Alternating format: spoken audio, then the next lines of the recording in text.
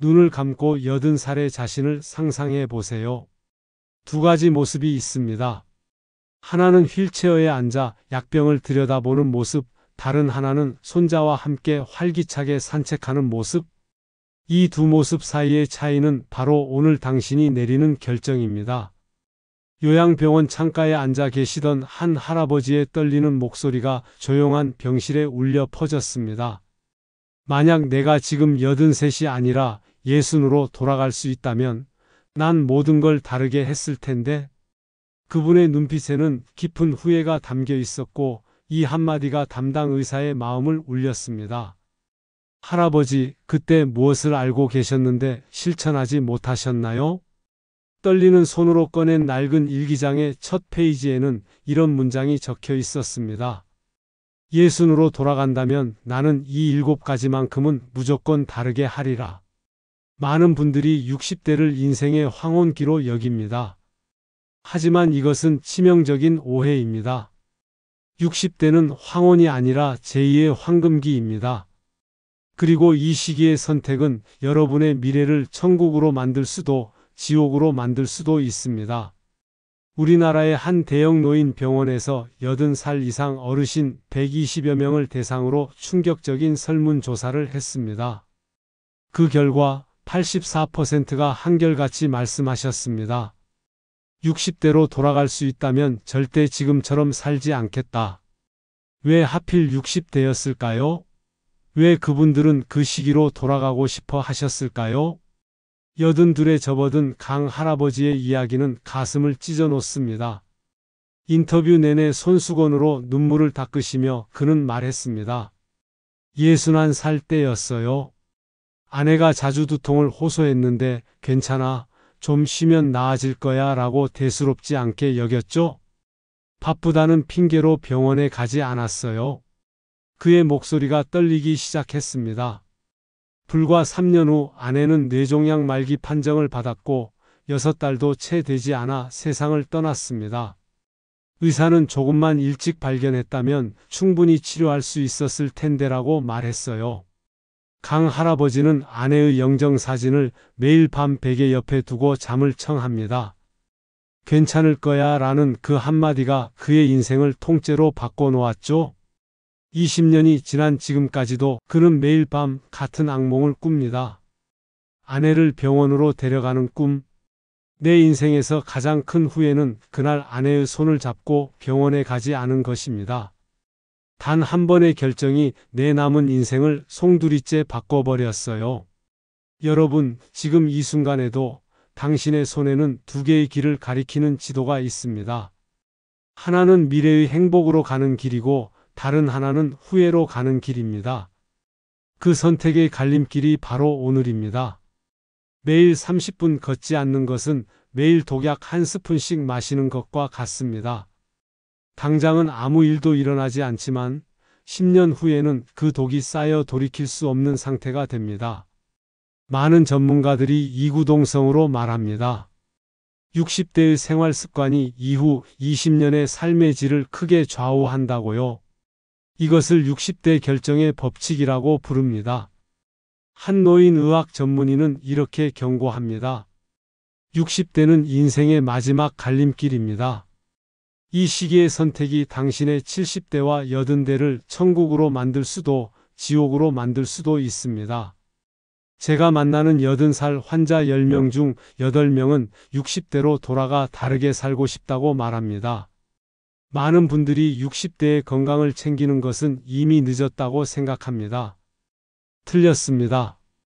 진짜 늦은 때는 80이 되어 그때 알았더라면 이라고 중얼거리는 순간입니다. 그렇다면 80 이상 어르신들이 가장 많이 후회하는 것들은 무엇일까요? 가장 먼저 건강을 소홀히 한 것입니다. 두 번째는 가족과의 소중한 시간을 놓친 것이고 세 번째는 돈에 대해 잘못된 판단을 한 것입니다. 이 세 가지가 지금 우리가 특히 주의해야 할 함정입니다. 85의 장 할머니의 이야기는 우리에게 중요한 교훈을 줍니다.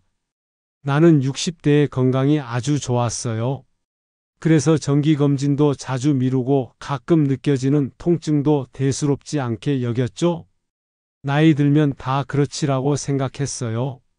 그런데 70대 초반부터 몸이 하나둘씩 무너지기 시작했어요. 할머니는 깊은 한숨을 내쉬며 말을 이었습니다. 지금은 12가지 약을 매일 챙겨 먹고 있어요. 약봉지들이 모여있는 모습이 마치 작은 산 같아요. 그 산 위에 앉아 젊은 시절의 나를 후회하며 하루하루를 보내고 있습니다. 건강해지기 위해 힘들게 노력할 필요 없습니다. 오히려 건강을 망가뜨리기 위해 우리는 매일 엄청난 노력을 하고 있죠. 소파에 더 오래 앉기 위한 노력, 더 많은 가공식품을 먹기 위한 노력, 물 대신 달콤한 음료를 마시기 위한 노력. 건강해지는 것은 이런 노력을 멈추는 것에서 시작합니다. 75세 이상 대부분의 어르신들이 건강을 더 일찍 챙겼어야 했다고 말씀하십니다. 한 조사에 따르면 60대에 건강관리를 시작한 사람과 그렇지 않은 사람 사이에는 10년 후 삶의 질에 무려 7배의 차이가 납니다. 하지만 희망적인 사례도 있습니다. 89의 김 할아버지는 놀라운 사례입니다. 그분은 여전히 매일 아침 5km를 걷고 텃밭을 가꾸며 책을 읽으십니다. 그의 비결이 궁금하지 않으신가요? 60살 때 갑자기 심장마비가 왔어요. 병원 침대에 누워 천장을 바라보며 깨달았죠? 내가 그동안 얼마나 소중한 것들을 놓치고 살았는지를. 그날 맹세했어요. 두 번째 기회를 얻는다면 절대 헛되이 쓰지 않겠다고. 그는 웃으며 말을 이었습니다. 의사가 생활 습관을 바꾸지 않으면 5년을 넘기기 힘들다고 경고했어요. 그 말에 정신이 번쩍 들어서 생활 습관을 완전히 바꿨어요. 매일 걷기, 채소 위주의 식단, 규칙적인 수면. 그 덕분에 30년 가까이 건강하게 살고 있습니다. 김 할아버지의 사례는 60대 결정의 법칙을 완벽하게 보여줍니다. 60대의 선택이 남은 30년의 삶을 결정한 것입니다. 여러분, 지금 이 순간 하시는 작은 선택들이 10년 후 여러분의 모습을 만들어갑니다. 60대의 사소한 습관 하나가 70대, 80대의 삶을 완전히 바꿀 수 있습니다. 후회 없는 삶을 위한 첫 번째 선택은 무엇일까요? 바로 건강을 최우선으로 생각하는 것입니다. 이것이 80대 어르신들이 한결같이 60대로 돌아간다면 가장 먼저 하고 싶은 일이라고 말씀하시는 이유입니다. 건강은 기다려주지 않습니다. 지금 챙기지 않으면 10년 후에는 너무 늦을 수 있습니다. 한 요양병원에서 있었던 가슴 아픈 이야기를 들려드리겠습니다. 의사가 환자에게 말했습니다. 선생님, 이제는 휠체어 없이는 화장실도 가실 수 없게 되었습니다. 그 말에 68의 오 선생님은 고개를 떨구셨습니다. 불과 5년 전만 해도 저는 매주 등산을 다니던 사람이었는데 오 선생님은 지금 88이 되셨고 18년 동안 휠체어 생활을 하고 계십니다. 그는 이렇게 말합니다. 내가 68대 의사 선생님 말씀대로 근력 운동을 시작했더라면 오늘 아침 내 손녀딸의 결혼식장에 내 두 발로 걸어갈 수 있었을 텐데 그날의 게으름이 내 인생 최악의 투자였습니다. 여러분은 지금 매일매일 미래의 자신에게 투자하고 있습니다. 소파에 앉아있는 1시간은 미래의 건강에서 빼앗는 투자입니다. 반면 걷는 30분은 미래의 건강에 더하는 투자입니다. 당신은 오늘 어떤 투자를 선택하시겠습니까?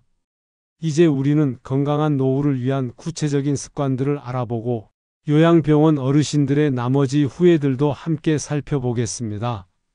그 지혜가 여러분의 미래를 바꿀지도 모릅니다. 60대를 인생의 마지막 장이 아닌 가장 황금빛 찬란한 장으로 만들 수 있는 비결을 나눠 드리겠습니다. 요양병원 어르신들이 털어놓은 60대의 작은 습관이 천국 같은 노년을 만듭니다. 이제 우리 함께 60대를 위한 황금 습관들을 하나씩 살펴보겠습니다. 이 습관들은 단순한 건강 정보가 아닙니다. 이것은 요양병원 침대에 누워 천장만 바라보며 보내는 미래와 활기찬 노년을 즐기는 미래 사이의 차이를 만드는 비밀입니다. 첫 번째는 하루 30분 걷기입니다. 너무 뻔한 조언이라고요? 맞습니다. 하지만 이 뻔한 조언을 지키는 사람과 무시하는 사람 사이에는 천국과 지옥의 차이가 있습니다. 87살 정 할머니는 이렇게 말씀하셨습니다. 요양원에서 같은 방을 쓰는 친구가 있어요. 우리는 똑같은 나이, 비슷한 환경에서 살았어요. 차이점이라면 내가 60대부터 지금까지 매일 30분씩 걸었다는 것뿐이죠. 그녀는 지금 침대에 누워 천장만 바라봅니다. 나는 매일 아침 산책을 하죠. 30분의 차이가 20년 후 이런 엄청난 결과를 가져올 줄 누가 알았겠어요? 걷기는 단순한 운동이 아닙니다. 걷기는 미래의 자유를 위한 투자입니다. 내일의 자유는 오늘의 선택에서 시작됩니다. 둘째, 하루 2리터 정도의 물을 마시는 습관입니다. 나이가 들면 목마름을 잘 느끼지 못해 자연스럽게 수분 섭취가 줄어듭니다. 여러분, 물병 하나를 지금 당장 눈앞에 두세요. 그리고 그것을 약병이라고 생각하세요. 매일 물을 마시는 것은 약을 먹는 것보다 효과적입니다. 물병과 약병, 당신의 선택은 무엇입니까? 셋째, 7시간의 충분한 수면을 유지하세요. 65살 이 교수님은 뇌 연구 전문가입니다. 그는 이렇게 말합니다.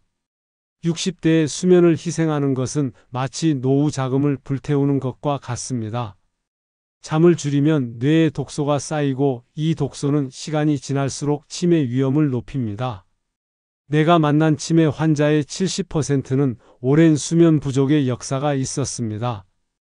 충분한 수면은 단순한 휴식이 아닙니다. 그것은 뇌가 자신을 청소하는 시간입니다.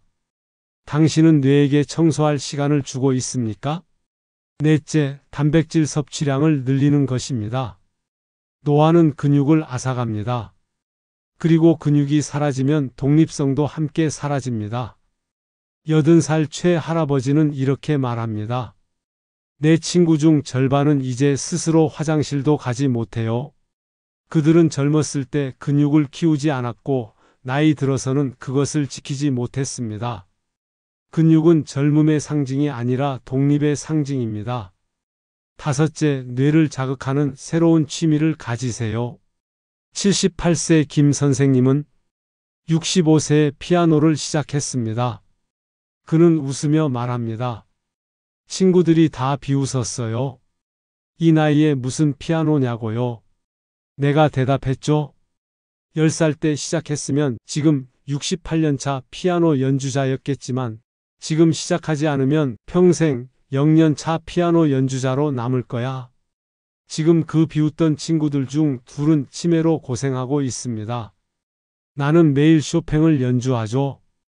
63살 박지영 씨는 이 5가지 습관을 실천한 지 10년 된 사례입니다. 60대 초반의 건강검진에서 여러 위험 신호가 나왔어요. 고혈압, 당뇨 전 단계, 골밀도 감소까지. 그때 주치의가 충격적인 말을 했어요. 지금 이대로 가면 70살에 건강 파산을 선고받게 될 겁니다. 건강 파산. 이 말이 그녀의 인생을 바꿨습니다. 그녀는 10년간 꾸준히 이 습관들을 실천해 왔습니다. 지금 73살인데 10년 전보다 오히려 더 건강해졌어요. 혈압도 정상이고 당뇨 위험도 사라졌죠? 친구들은 대부분 약을 한 움큼씩 먹는데 저는 약 없이 건강하게 지냅니다. 여러분, 이 5가지 습관이 어려워 보입니까? 잠시 생각해 보세요. 하루 30분 걷기, 물 마시기, 충분히 자기, 단백질 먹기, 새로운 취미 갖기. 이것들이 그렇게 어려운 일입니까? 아니면 침대에서 일어나지 못하고 타인의 도움 없이는 화장실도 가지 못하는 상태가 더 어려운 일입니까? 선택은 여러분의 몫입니다. 이제 80대 어르신들이 공통적으로 언급한 세 번째 후에 돈에 대한 잘못된 판단에 대해 알아보겠습니다. 84세 이 할아버지는 교직 35년 후 퇴직하며 6억의 퇴직금을 받았습니다. 그는 자신의 계좌를 보며 생각했습니다. 이렇게 많은 돈이라면 평생 써도 다 쓰지 못할 거야. 그런데 5년 후 그의 통장 잔고는 절반으로 줄어 있었습니다. 10년 후에는 바닥을 보이기 시작했습니다. 그는 쓰라린 표정으로 고백합니다. 퇴직 후 여행도 다니고 골프도 배우며 인생을 즐기기 시작했어요. 그런데 예상치 못한 큰 병원비가 찾아왔고 자녀들 결혼 비용도 생겼고 어느 날 문득 보니 돈이 바닥나고 있더군요. 지금은 난방비도 아껴 쓰고 있어요. 아내와 가장 많이 다투는 것도 돈 문제입니다. 그는 한숨을 쉬며 말을 이었습니다. 돈이 많다고 안심했던 것이 가장 큰 실수였습니다. 노후에는 수입은 줄어들지만 지출, 특히 의료비는 폭발적으로 증가한다는 사실을 몰랐지요. 그때로 돌아간다면 절대 같은 실수를 반복하지 않을 거예요. 생각해 보세요. 비가 올 때 우산을 준비하는 것이 아니라 해가 쨍쨍할 때 우산을 준비하는 것이 현명한 사람의 선택입니다. 노후의 경제적 폭풍우는 예고 없이 찾아옵니다. 지금이 우산을 준비할 때입니다. 은퇴 자산관리 전문가들은 퇴직 직후 3년에서 5년이 노후 자금의 생존을 결정하는 골든 타임이라고 강조합니다. 이 시기에 잘못된 판단을 하면 그 이후의 인생이 완전히 달라집니다. 현명한 노후 자금 관리법의 핵심은 무엇일까요? 많은 금융 전문가들은 통장 분리법을 권장합니다. 은퇴 19년 차인 백준호 씨는 이 방법으로 자산을 안정적으로 유지하고 있습니다. 돈을 4개의 통장으로 분리했어요. 생활비 통장, 의료비 통장, 여가활동 통장, 그리고 비상금 통장으로요. 생활비와 여가활동은 월 단위로 엄격히 제한하고 의료비와 비상금은 정말 필요할 때만 사용합니다. 이렇게 하니 불필요한 지출이 크게 줄었어요. 그는 웃으며 덧붙였습니다. 젊을 때는 돈을 벌기 위해 노력하지만 늙어서는 돈을 지키기 위해 노력해야 합니다. 돈을 버는 것보다 지키는 것이 더 어렵다는 걸 이제야 알았어요. 하지만 돈보다 더 무서운 것이 있습니다. 바로 고독입니다. 여러분, 돈으로 침대는 살 수 있어도 그 침대에서의 단잠은 살 수 없습니다. 돈으로 시계는 살 수 있어도 시간은 살 수 없습니다. 돈으로 책은 살 수 있어도 지식은 살 수 없습니다. 돈으로 의약품은 살 수 있어도 건강은 살 수 없습니다. 그리고 돈으로 집은 살 수 있어도 가정은 살 수 없습니다. 노년의 고독은 암보다 무서운 질병입니다.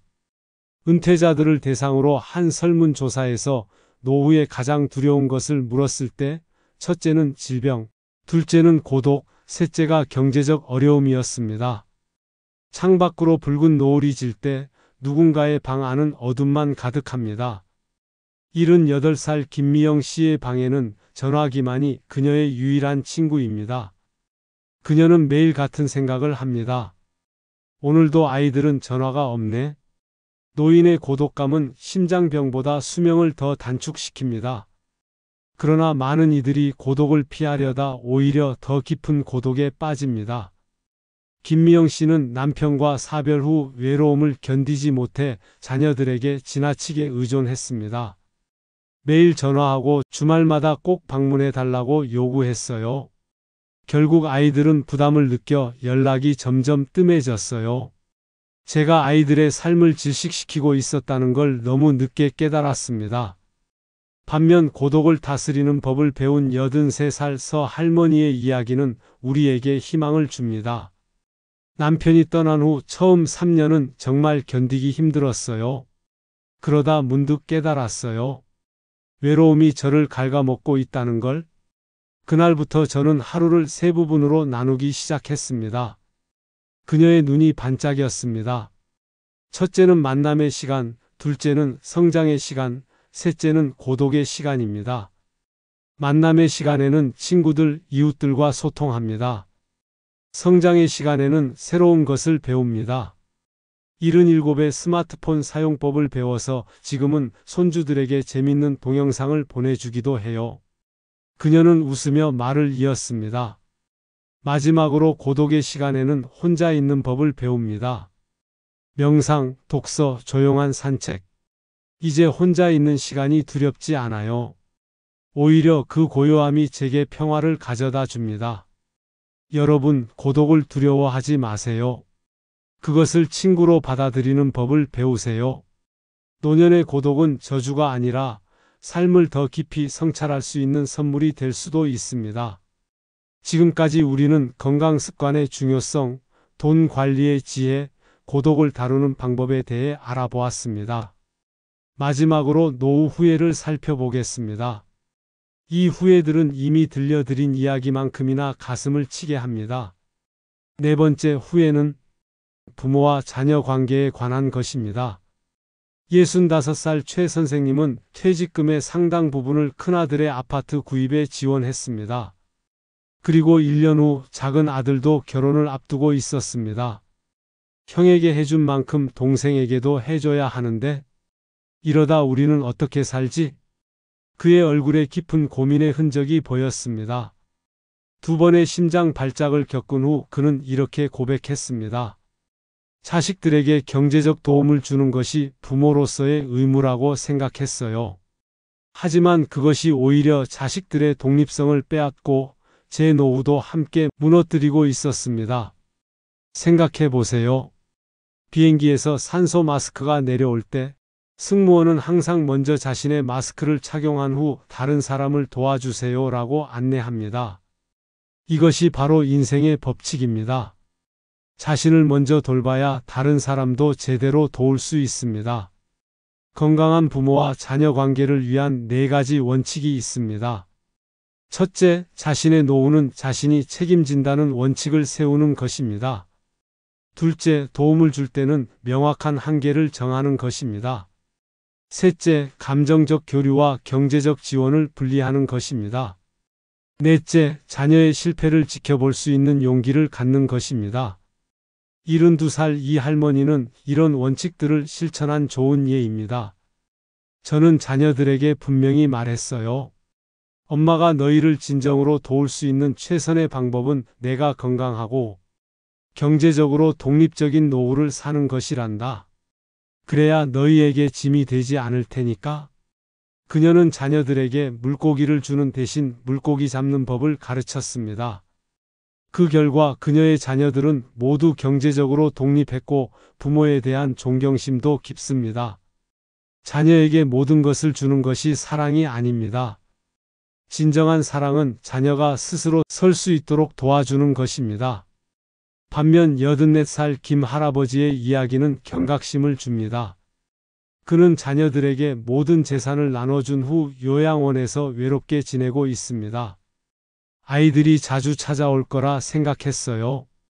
하지만 내 통장이 비워지자 아이들의 방문도 점점 뜸해졌습니다.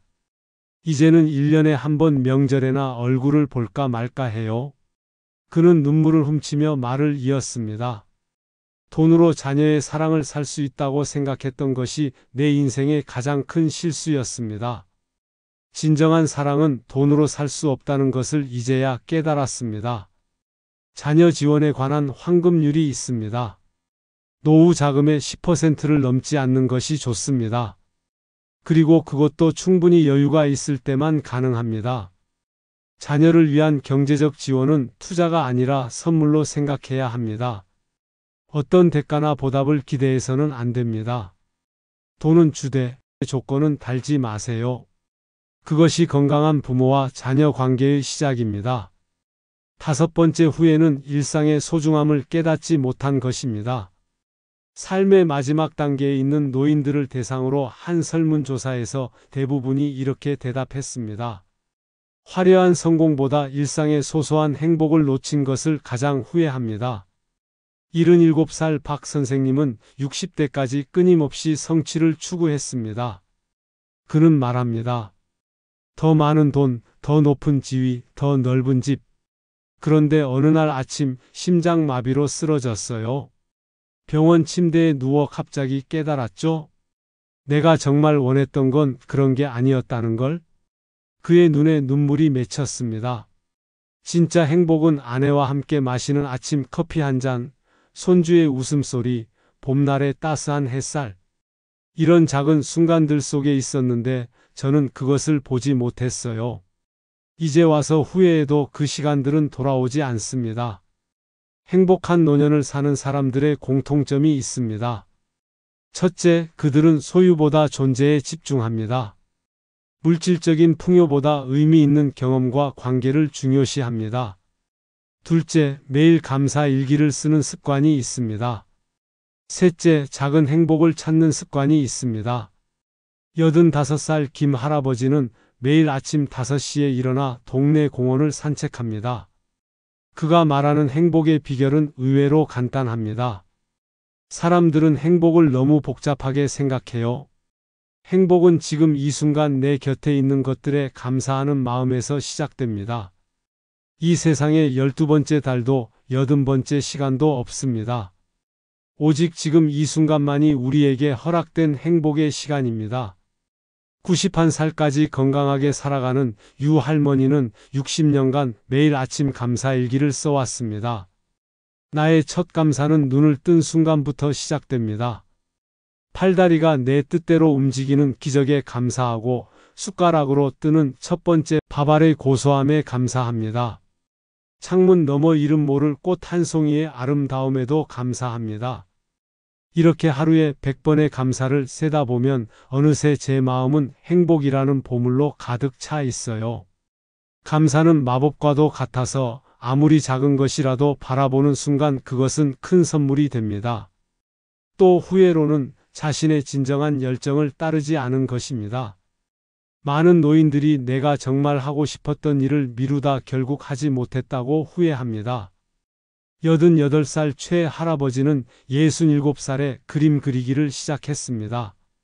지금은 지역 문화센터에서 정기적으로 전시회를 열고 있습니다.